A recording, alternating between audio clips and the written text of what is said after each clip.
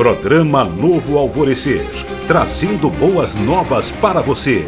Uma realização Assembleia de Deus de Caratinga. Meus irmãos, estamos chegando com o programa Novo Alvorecer mais uma vez e eu quero desejar que a bênção de Deus, que a sua graça e a sua paz esteja sobre você e também a sua família, no nome do Senhor Jesus.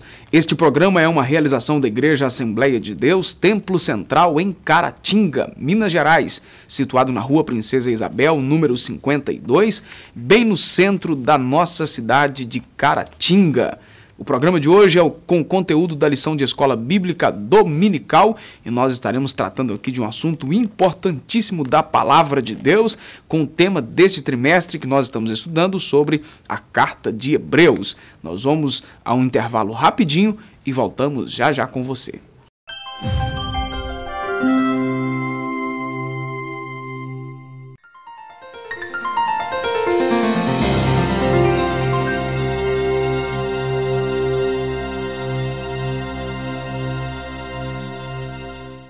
Continuando o programa Novo Alvorecer de hoje, comigo aqui no estúdio o pastor Adriano e também o Joás, que está aí na reserva, quase se tornando titular. Titular, não. Quase, né? Né, Joás? Vamos lá, a lição que nós estaremos estudando, a lição de número 2, que nós ministraremos nesse próximo domingo, dia 14 de janeiro de 2018. O tema da lição é uma salvação grandiosa. Textuário da lição, capítulo 2, versículo 3 da carta aos Hebreus, e o versículo é o seguinte: como escaparemos nós se não atentarmos para uma tão grande salvação, a qual, começando a ser anunciada pelo Senhor, foi-nos depois confirmada pelos que a ouviram. A verdade prática é uma sentença interessante aqui, pastor Adriano. A salvação não é algo dado ao crente compulsoriamente. O cristão é exortado a ser vigilante e não negligente em relação à nossa dádiva recebida. Não é? Não foi obrigatório, né? Não foi colocado de forma obrigatória. Foi uma dádiva, um presente, e nós devemos valorizar isso. Uhum. Então, ou seja, aí dentro da nossa maneira de entender, então, se você separar alguém já desde o seu nascimento para ser salvo, seria uma salvação uma ação compulsória. Compulsória, né? Porque essa palavra compulsória é obrigado, quer dizer, né? Algo amarra. Obrigatório. Uhum. O texto da nossa leitura bíblica em classe é Hebreus capítulo 2, do versículo 1 ao versículo 18. Basicamente aí então é o texto que nós estaremos trabalhando na lição de hoje. Acho que eu nunca vi uma lição com tantos versículos sendo separados aqui para trabalhar, tá certo. A folha inteira, hein? Não é? Então vamos lá. O autor dá início à sessão de Hebreus, o capítulo 2, com uma forte exortação ou uma chamada de atenção. Era necessário por parte dos cristãos maior firmeza em relação às coisas espirituais. O que o autor observa entre eles era a certa negligência diante do fato de tão grande importância como é a salvação. Nesse aspecto, a resposta, então, devia ser dada por meio do retorno às verdades anteriormente ouvidas e que haviam sido esquecidas. E aí? Quem começa? Olha, Jós. Se você olhar do jeito que ele começa esse segundo capítulo aí, ele exorta quem está lendo a carta de Hebreus a ter mais atenção com as verdades que já temos ouvido, né? Uhum. E parece que é uma coisa até recorrente na igreja, parece que é um problema da igreja hoje, né? Não vamos generalizar tanto, mas é um problema que nós identificamos na igreja, que a igreja hoje, por exemplo, tem falado mais do que ouvido, né? Nós falamos no Face, no Instagram, no Twitter, né, no YouTube, nós estamos falando na televisão, né, rádio e tudo mais. A igreja hoje tem falado muito, né, e é muito pertinente esse início aí desse segundo capítulo de Hebreus, quando o escritor chama a responsabilidade de prestar mais atenção ao que ouviu, né?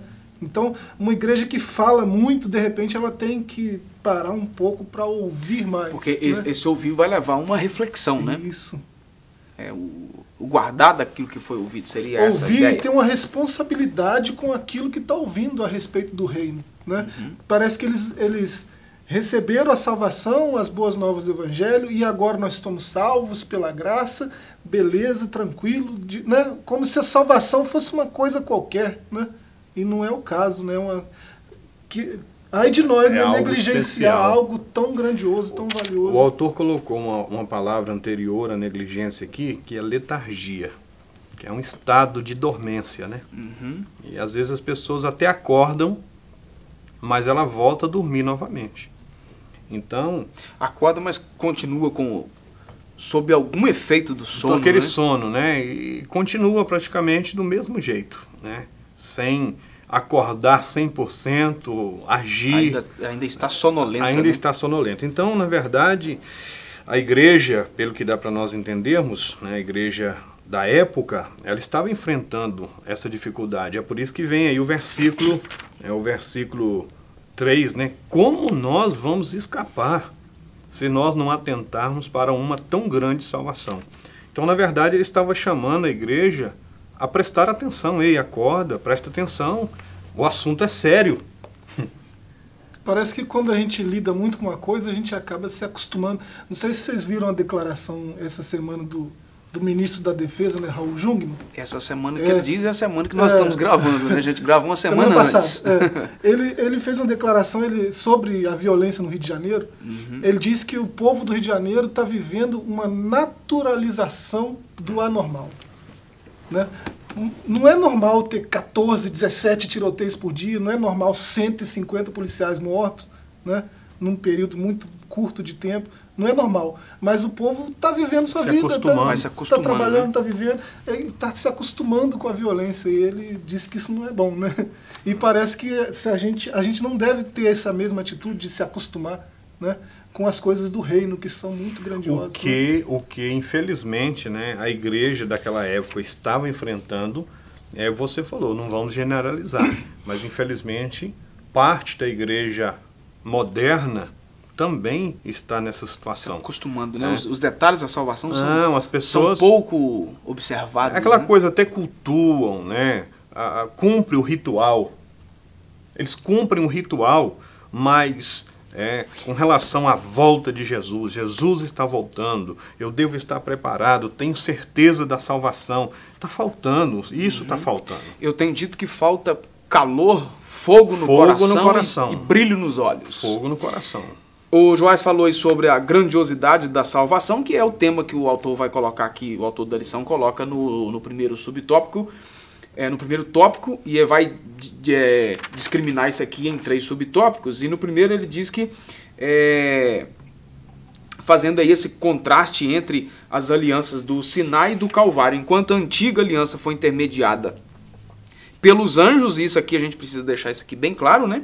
A nova aliança tinha Jesus, o Filho de Deus, como o seu mediador. O autor, então, faz uma analogia entre as duas alianças para que o contraste entre ambas fique bem definido. Como que a gente vai explicar e de uma maneira entendível isso aqui, que a primeira aliança, ou antiga aliança, foi intermediada pelos anjos? Fica fácil para a gente a nova aliança intermediada por Jesus, isso ok, não é? Mas a primeira aqui intermediada por anjos, como que a gente explicaria isso aqui? Nós estávamos conversando, né, em off, eu e Joab. Joás, me perdoe. Nós estávamos conversando e assim, aparentemente ficou um pouco obscuro aqui. Eu acho que deveria ter sido melhor explicado. Mas quando nós vamos no capítulo 2, na leitura bíblica, o versículo 2 está escrito assim, porque se a palavra falada pelos anjos permaneceu firme e toda transgressão e desobediência recebeu a justa retribuição, aí vem o 3, como escaparemos nós? Então, ou seja, a antiga aliança, em muitos momentos, houve palavras da parte de Deus que foram transmitidas por anjos. Abraão, tudo bem que Abraão foi antes da lei dita em si, dada por Moisés, mas eles fazem parte da antiga aliança. Começou lá com eles, né? Com Abraão, com Isaac, com Jacó. Os mandamentos foi dado para a nação de Israel, descendência de Abraão, né? Já nação lá na frente. Mas eles faziam parte desse antigo pacto. Né? Tanto é que a gente vai ver na aplicação da lei coisas que Deus já havia mandado Abraão fazer lá atrás, né? Sacrifícios, a circuncisão, por exemplo. Isso, e né? outra coisa, né, várias coisas que nós já vemos antes da lei do Sinai. Mas, né, voltando aqui ao assunto, por exemplo, Abraão recebeu mensagem através de anjos, né, Isaac, Jacó da escada, e por muitas vezes as palavras ditas por eles, se eram de bênção, se cumpriu. Se eram também de maldições, se cumpriram também se cumpriu. Então aí que o autor colocou aqui, ó. Se a palavra dos anjos, mesmo sendo palavra de sentença, é óbvio que palavra do anjo é a mando de Deus. Era a palavra de Deus, eles eram os mensageiros.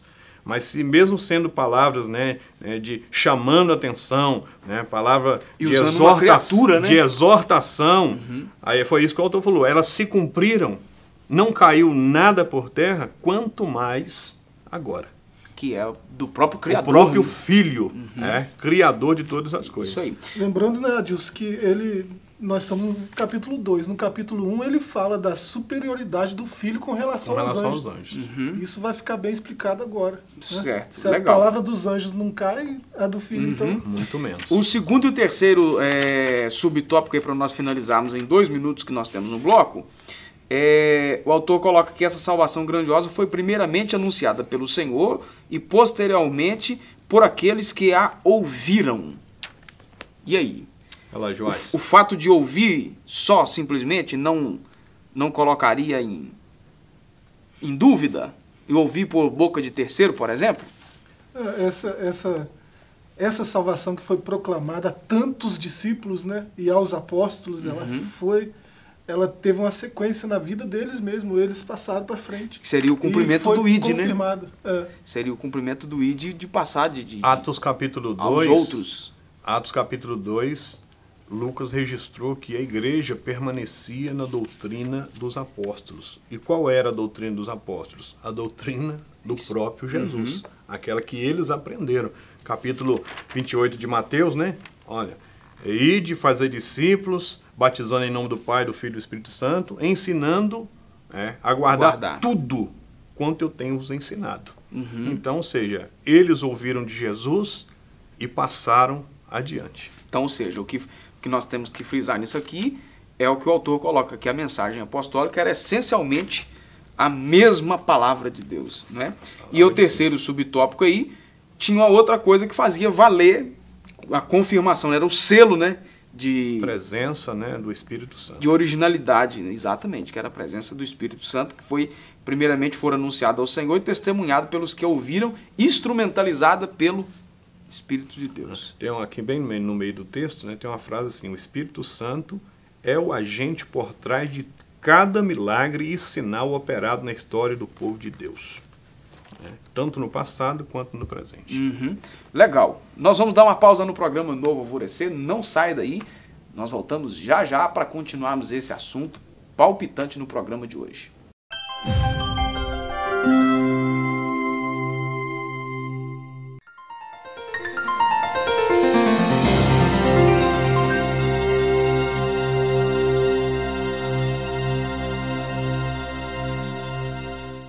Continuando o programa Novo Alvorecer de hoje, o segundo bloco do nosso programa. Vamos lá então para o segundo tópico da nossa lição. Uma salvação necessária é o tema que o autor coloca aqui.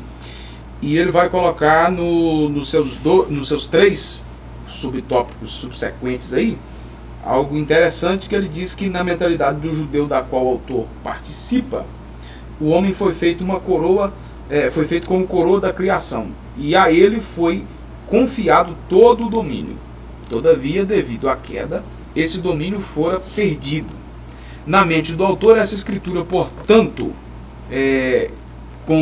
em harmonia aí, né, com o Salmo 8, não pode se aplicar a Adão, nem tampouco a raça pós-queda, mas a Jesus, o Messias, por meio da cruz, ele veio restaurar a humanidade caída. E aí? Sempre nós ouvimos que o homem é a coroa da criação. A ideia aqui que seria que Jesus pós-queda? Ele está fazendo referência ao Salmo 8 lá, porque ele diz a partir do verso 5, mas a partir do verso 6 que ele já começa a citar o Salmo 8, né? Que é o homem para que te lembres dele e tal, né? E o comentarista aqui, ele fala que esse homem aí do Salmo 8, né? Ele é o Messias. É quando foi ele que redimiu a humanidade. Quando o salmista diz que fez um pouco menor do que os anjos.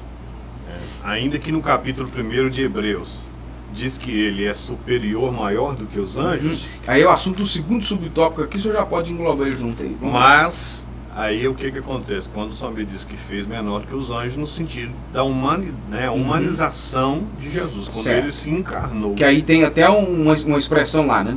Entre os versículos 7 e 9 aí, um pouco de tempo. Então seria um pouco menor do que os anjos por um pouco de tempo. Um pouco de tempo, né? Que seria exatamente durante o período da encarnação. Antes da encarnação, maior, superior que os anjos. Criador.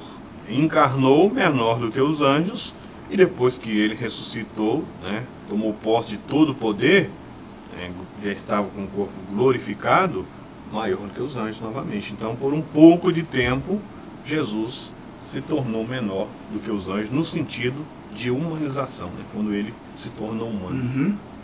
E aí, Joás? Fechou? É isso. Então, ok.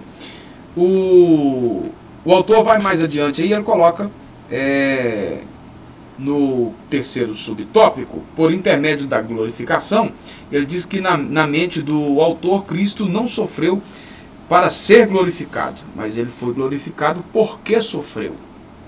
Foi por intermédio do sofrimento que ele foi coroado de glória e de honra, que é o que está no versículo 9 do capítulo 2, que faz parte da nossa leitura bíblica em classe aí, que diz que vemos, porém, coroado de glória e de honra aquele Jesus que fora feito um pouco menor. Na verdade, não tinha outro caminho, né, que Jesus pudesse passar para poder conquistar a salvação e também no sentido de satisfazer a justiça de Deus. O caminho era a cruz, né? Então, o autor ele coloca aqui, na verdade, né, Cristo não sofreu para que pudesse ser glorificado, mas o fato dele estar glorificado... Porque sofreu. Porque ele sofreu, né? Até, né, não tinha outro meio. Então, lá no Getsemane, né? Pai, passa de mim esse cálice, mas que não seja feita a minha vontade. Então, ou seja, o caminho, era o caminho do sofrimento, né? E aquilo levou ele, né, a tomar posse, né, novamente. Mateus 28, 18, né, ele diz, quando ressuscita, é-me dado todo o poder, ou seja, ele ressurge glorificado. E quando a gente vê, por exemplo, Isaías falando no capítulo 53, a impressão que a gente tem é que Isaías estava vendo tudo acontecer, né? E encaixa muito bem aqui nesse subtópico número 2, né? Por meio do sofrimento do Redentor. Então a salvação que nós temos foi por meio do sofrimento. Ou seja, é de graça, mas não foi de graça, né? É de graça para nós. Cristo pagou um preço altíssimo, né? Então essa questão aqui, foi por meio do sofrimento, né, e por intermédio da glorificação. Ele nos salva através do seu sofrimento e garante esta nossa salvação por meio da sua glorificação. Fechado aí, ô Joás? Comentaristas como Bart Ehrman, né, que hoje é um especialista importante sobre a história do cristianismo e tudo, mas é um ateu, né, apesar disso, né, mas ele escreve muito sobre isso. Ele fala que nunca houve, por parte de Israel, por parte dos judeus, o entendimento de que o Messias sofreria. E ele dá uma série de explicações sobre isso, né? Ele tem um livro famoso aí, eu não vou citar o nome para não fazer propaganda, mas né? Ele chega a dizer isso, que não é uma verdade. Assim, eu estou falando porque o comentarista acabou citando isso na revista, né?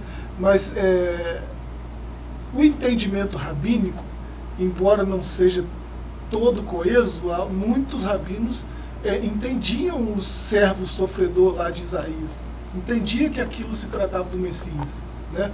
apesar da grande oposição que tem hoje, né? Eles negam que o Salmo 22, esse Salmo 8, o Salmo 2, aí, o Isaías 53, né? Eles negam que isso é o Messias. Está falando de várias pessoas, menos do Messias. Porque o Messias não poderia sofrer, o Messias não poderia morrer, né? No entendimento de alguns judeus aí, né? Desde aquela época, né? Maimônides, judeus importantes. Isso por né? causa da visão política, né? Isso.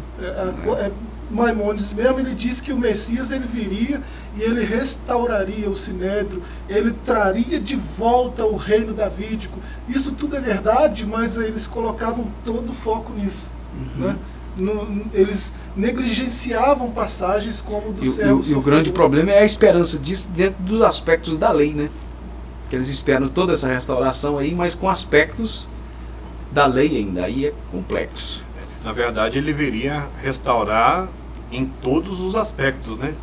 A lei, questão do culto, questão política, principalmente, a visão, o foco de Israel foi muito em cima dessa questão política aí, né? E quando, né, vê Jesus no sentido como Isaías proferiu há 700 anos, né, foi aí um dos meios pela qual eles não creram, né, na maneira como Jesus ele veio, né? Certo. Ok. Vamos dar uma pausa aí. Você de casa não sai daí, o programa Novo Alvorecer volta já já.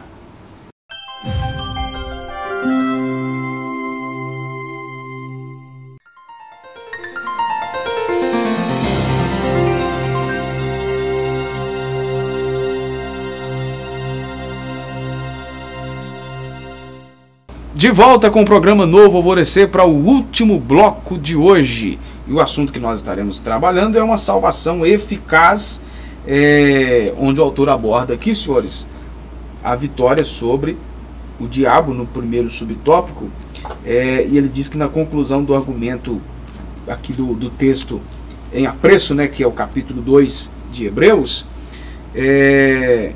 o autor mostra os métodos e os resultados dessa grandiosa salvação. Para que a salvação se efetivasse, o Salvador precisava sofrer e morrer pelos homens. Somente por meio da morte na cruz, o diabo, arqui-inimigo dos homens, seria derrotado. E aí? Ele até usa um pouquinho abaixo aqui, né, a palavra no original, né, no grego, que o sentido é destronar. Tirar do trono, né? Satanás, quando Adão e Eva desobedeceram a Deus, ele se apossou de uma autoridade. E o único meio de tomar essa autoridade da mão dele seria pelo sacrifício de Jesus Cristo. Então, quando Cristo ele padeceu na cruz do Calvário, morreu, sofreu, foi coroado. Aí, né, foi a derrota do diabo. Exatamente. Tirou essa autoridade, destronou Satanás. Eu não sei se o Joás lembra, né, o Joás morou algum tempo fora aqui da região, mas a década de 90, né, até o finalzinho dela, eu não sei de onde saiu essa história, mas foi muito dito que quando Jesus morreu, o diabo fez uma festa no inferno, aquele negócio todo. Saiu até hino, música fizeram com isso. Né? Até o tipo da festa diz que tinha. Eu ouvi alguém dizer que o diabo fez um forró lá no inferno, não sei o que, para comemorar a morte de Jesus. Eu não sei se você ouviu alguém com uma falácia dessa. Né? Não estava por aqui. Mas foi muito comum aqui na nossa região. Mas no Rio também tem muita história dessa aí. Desculpa os irmãos do Rio que estão assistindo aí, mas tem um problema. Não é só regional, é algo da igreja brasileira de inventar essas coisas. E aí, como é que fica diante de uma afirmação dessa? A gente tem que ter cuidado, né, de falar o que a Bíblia não diz. Na verdade, você não encontra base bíblica nenhuma para esse argumento. E pelo contrário, né? Totalmente. Né?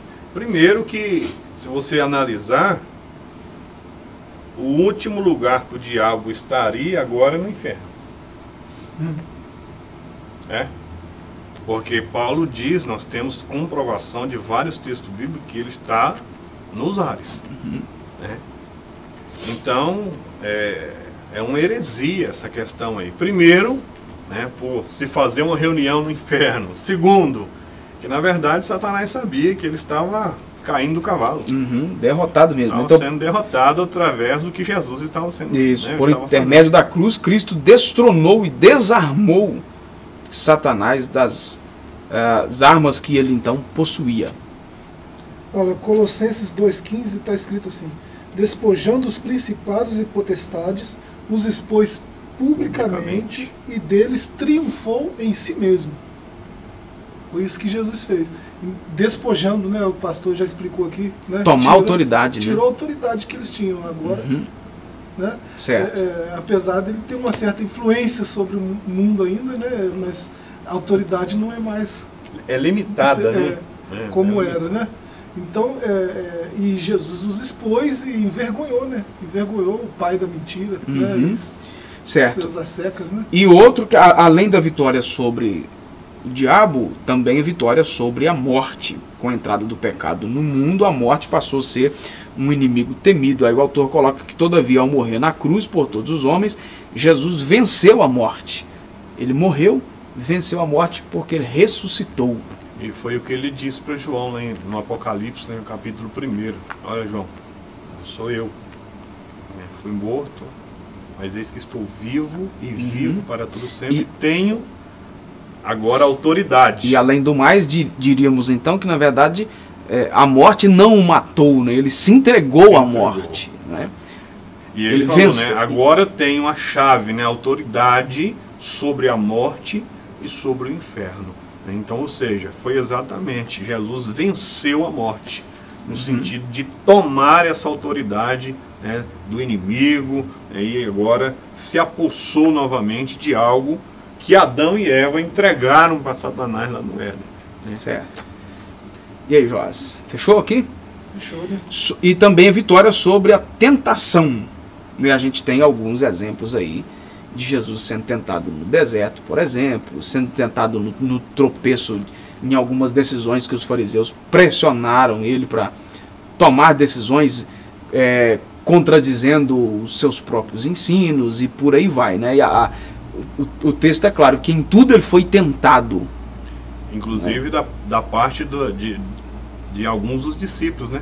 Questão de Pedro lá mesmo, Jesus reconheceu que aquela fala de Pedro era uma brecha que Pedro tinha dado para Satanás.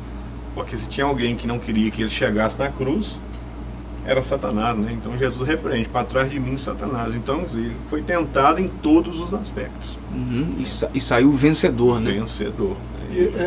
E nos fez vencedor também. Sobre esse aspecto, né, da vitória sobre a tentação, até o comentarista vai frisar aqui a questão dele ser sumo sacerdote, né? Isso. Que o escritor aos Hebreus, ele deixa bem claro que o sacrifício que o Senhor ofereceu foi único, né, na história, e que ele aconteceu de uma vez por todas, para sempre, né? É eterno. Não existe no céu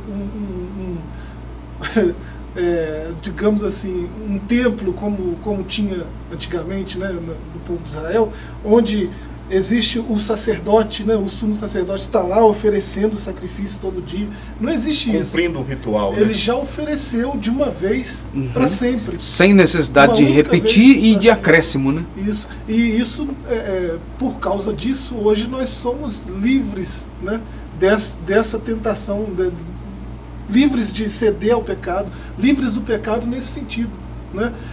Quando alguém tropeça num pecado, né, é um tropeço, não é uma pessoa que vive pecado. Dominada pelo pecado. Porque Jesus já livrou os seus disso. Né? Então esse sumo sacerdócio de Jesus foi perfeito. Né? Ele é o sumo sacerdote, é um sacerdote que ofereceu de uma vez para sempre o sacrifício pelos nossos pecados. Não precisa mais de sacrifício. Sem emenda, sem acréscimo, sem nada, né? Não tem mais essa necessidade. Né?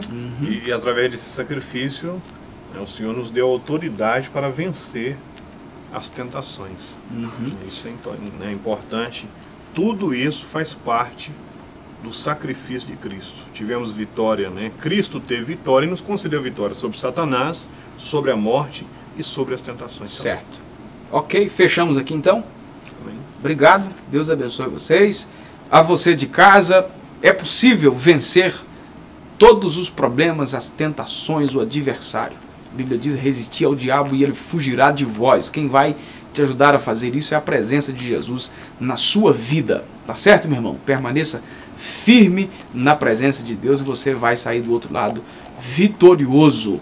Eu quero agradecer a você por nos acompanhar mais uma vez aqui no programa Novo Alvorecer e retornaremos amanhã a partir das 22 horas. Que Deus abençoe você, a você que nos acompanha pela internet. Deus abençoe e compartilhe aí os nossos vídeos para que outras pessoas também possam ser abençoadas. Fique na graça e na paz e até o nosso próximo encontro. Programa Novo Alvorecer, trazendo boas novas para você. Uma realização Assembleia de Deus de Caratinga.